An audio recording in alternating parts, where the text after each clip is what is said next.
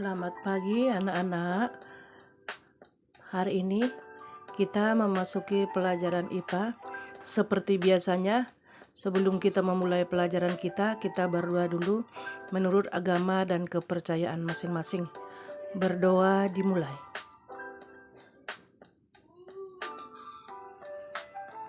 Berdoa selesai. Selamat pagi anak-anak. Apa kabarnya hari ini? Semoga tetap masih semangat mengikuti pelajaran IPA Sekolah Penggerak. Siapkan hati dan pikiran ya, difokuskan. Nah, hari ini kita akan memasuki topik ekologi dan keanekaragaman hayati, yaitu pada pertemuan pertama.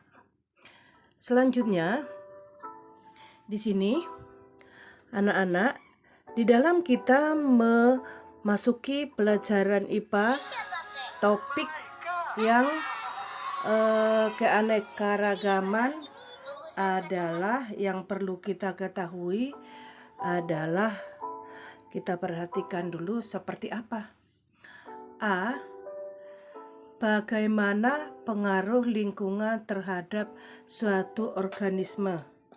Itu tadi yang kita akan bahas di bab ini. Nah, selanjutnya kita misalnya pernah nggak anak-anak melihat tumbuhan yang dari kacang hijau? Seperti misalnya kalau di SD itu dibuat di botol aqua ya. Nah, coba ada sedikit penjelasan. Tanamlah biji tanaman atau misalnya biji kacang. Kacang itu boleh kacang hijau, kacang kedelai, kacang tanah dan sebagainya. Di kebun sekolah dalam beberapa lubang. Nah, berilah perlakuan yang berbeda untuk setiap lubang. Nah, misalnya di lubang pertama diberi pupuk kandang.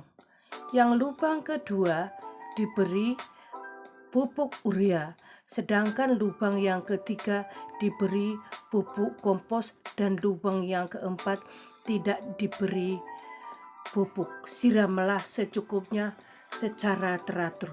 Dari tulisan ini boleh kita ambil kesimpulan anak-anak, berarti lubang yang digunakan adalah 4. Berarti perlakuan dalam melaksanakan penanaman biji tanaman tadi, yaitu biji kacang tadi, adalah 4 perlakuan, masing-masing berbeda ya. Nah, selanjutnya amati pertumbuhan tanaman tersebut setiap hari selama 14 hari berturut-turut. Nah, berarti anak-anak kalau 14 hari itu berarti 2 minggu ya. 1 minggu itu adalah 7 hari.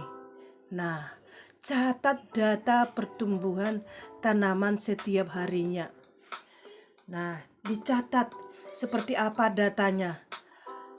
Boleh juga diukur berapa senti pertumbuhannya. Yang lain perlu diketahui di sini, jangan lupa di dalam pengamatannya itu disiram, biar hasilnya maksimal sesuai yang apa kita harapkan, begitu ya. Lanjut. Nah, buatlah grafik pertumbuhan dari setiap perlakuan dalam setiap sebuah grafik. Apakah terjadi perbedaan kecepatan pertumbuhan untuk setiap perlakuan? Diskusikan dengan teman sekelasmu. Nah, anak-anak, di dalam membuat grafik ini boleh kita buat grafiknya, misalnya perlakuan 1. Nah, misalnya tadi diberikan pupuk kandang. Nah, kita buat grafiknya. Hari pertama berapa senti, hari kedua berapa senti, dan sampai hari ke-14. Nanti itu akan kita buat grafik. Mungkin kalau diperlakukan seperti dipupuk dengan baik atau dengan pupuk urea misalnya, mungkin pertumbuhannya lebih cepat daripada dibandingkan dengan tidak diberikan pupuk kandang sama sekali. Ya, apakah terjadi perbedaan kecepatan?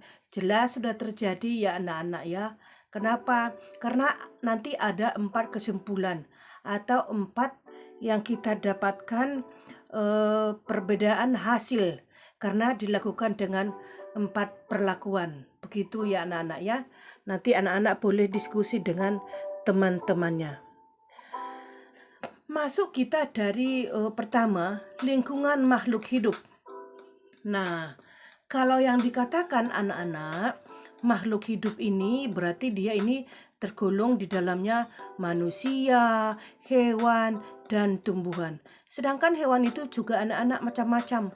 Ada yang hewannya namanya misalnya ayam, kodok, katak, kucing, anjing, kambing, sapi, dan lain-lainnya. Kalau tumbuhan itu misalnya tumbuhan tebu, mangga, alpukat, dan sebagainya.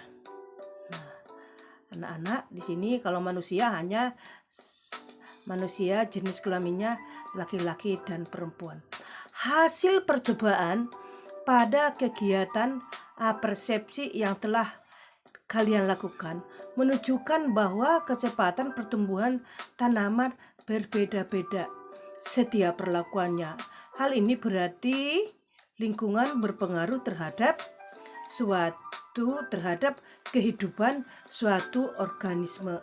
Itu tadi anak-anak mengenai lingkungan hidupnya ya. Kalau yang hidup berarti bio ya. Nah, kalau yang tidak hidup berarti abiotik ya. Lanjut, itu dapat dikategorikan tanah atau kita sebut dengan terestrial atau lingkungan air atau akuatik.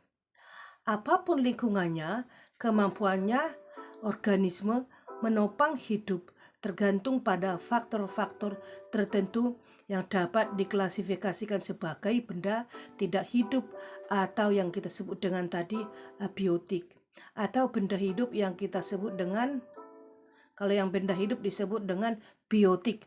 Itu salah tulis anak-anak, mohon maaf.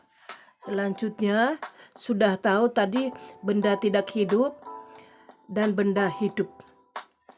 Kita lanjutkan dulu lingkungan abiotik. Nah, jenis hewan yang menghuni suatu tempat bergantung pada tanaman yang ditemukan di sana. Tanaman sangat sensitif terhadap kondisi tanah, kualitas air, dan udara yang tersedia. Ya. Selanjutnya, yang kita selanjutnya boleh ke slide berikutnya. Nah, kita masuk dulu. Jenis tumbuhan yang hidup pada daerah tertentu sangat tergantung pada faktor tak hidup atau abiotik. Jadi baik hewan maupun tumbuhan tergantung pada faktor abiotik, misalnya cahaya, suhu, air, kelembapan udara, pH, dan salinitas. Kalau ditanyakan, coba sebutkan faktor-faktor yang tergolong kepada abiotik. Nanti anak-anak menjawab suhu, cahaya, air, kelembapan udara, pH, dan salinitas. Itu ya tadi anak-anak faktor yang masuk ke dalam abiotik. Selanjutnya, nah ini anak-anak ada di sini percobaan atau aktivitas 61, pengaruh faktor abiotik terhadap organisme. Ini anak-anak, tanamlah masing-masing 3 biji kacang. Ini kacangnya bebas ya, yang gampang dicari saja kacang hijau, ke dalam beberapa pot yang berisi kapas. Berikut ini adalah perlakuan setiap pot. Pot A sama dengan kapas kering disimpan di tempat kering. Pot B, kapas basah disimpan di tempat terang. Pot C, kapas basah disimpan di tempat gelap. Pot D, kapas tambah cuka ditambah disimpan di tempat terang. Pot E, kapas basah tambah larutan garam 20% tambah disimpan tempat terang. Selanjutnya pot F, kapas basah pupuk urea disimpan di tempat terang. Nah, Amati kacang tersebut. Kemudian catat data pertambahan tinggi tanaman kacang selama 10 hari dalam bentuk tabel. Anak-anak ini pertambahan tinggi ini misalnya dicatat. Katanya di sini adalah misalnya hari pertama. Di sini kan anak-anak perlu lihat ketentuannya adalah 10 hari. Berarti antara hari pertama dan hari 10 berbeda. Nah, misalnya hari pertama itu kita buat 0,1 misalnya. Selanjutnya 0,2 sampai ke 10 misalnya 10 cm dan seterusnya. Nanti hasil ini anak-anak kita buatkan di dalam tabel ya.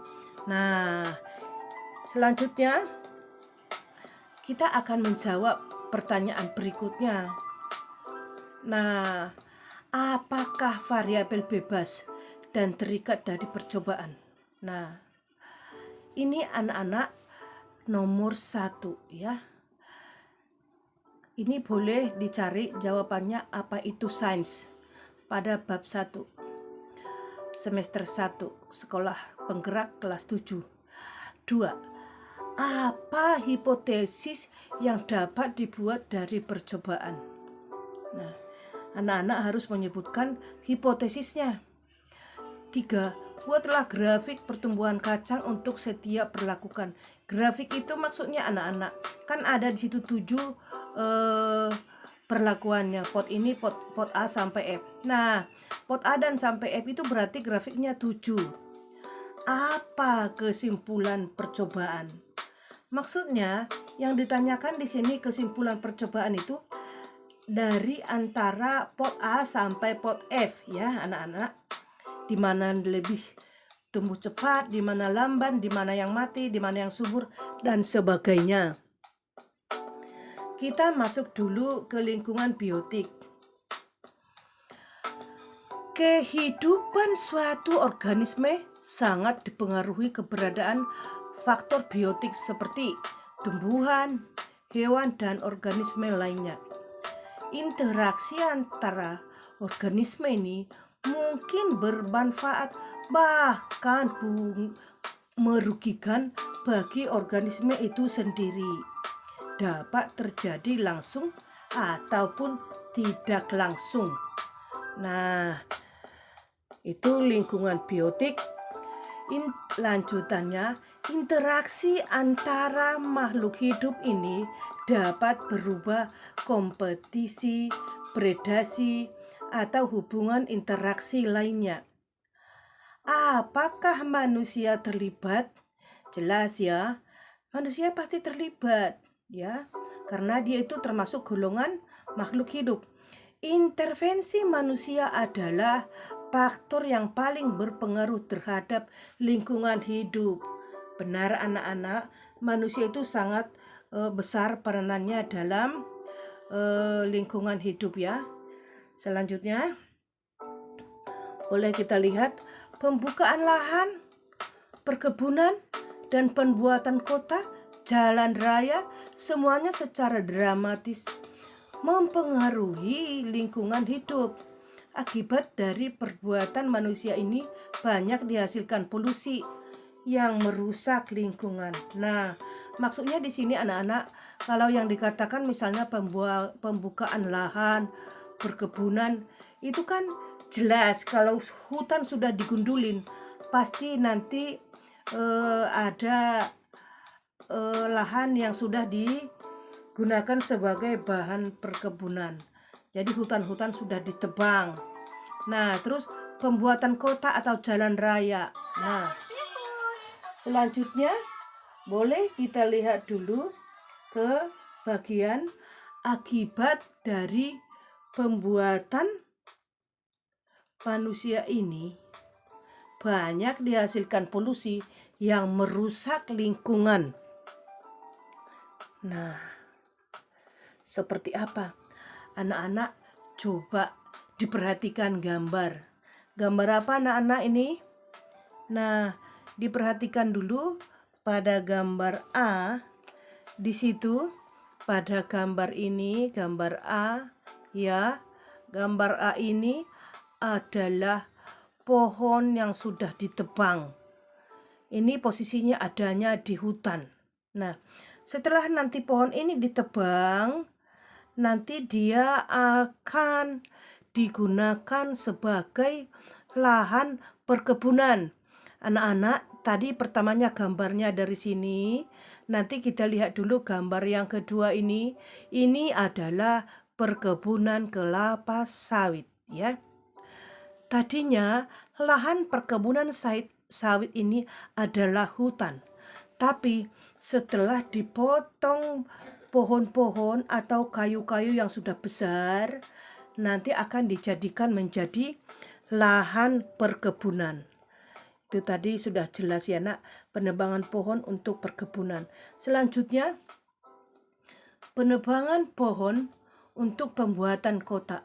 Coba anak-anak diperhatikan sepanjang jalan ini, ya, sepanjang jalan ini banyak pohon-pohon yang ditebang di jalanan. Nanti ini jalan akan dilewarkan lagi, ya. Ini menjadi jalan raya. Nanti pohonnya sudah hilang. Nah, nanti kalau kita di jalan raya ada asap-asap kendaraan, tidak ada lagi yang nampung. Biasanya kan bisa ditampung oleh pohon-pohon yang ada di jalan raya.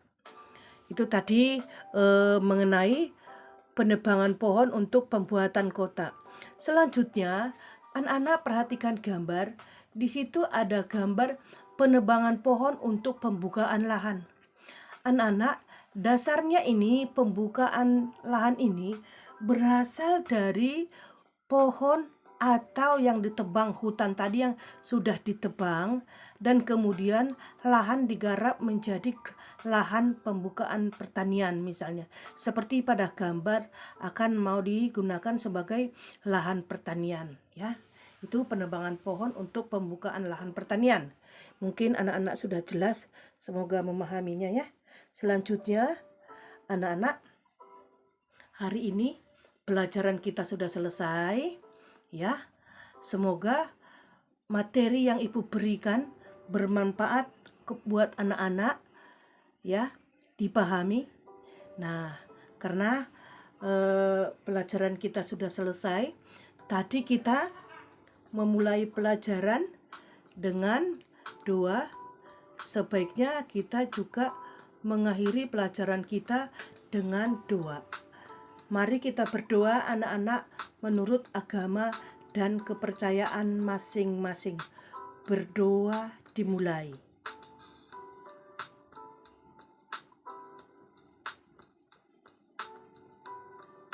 Berdoa selesai. Sekian anak-anak dan terima kasih. Kalau ada kesalahan dalam pembuatan video ini, mohon maaf sebelumnya. Selamat pagi semua.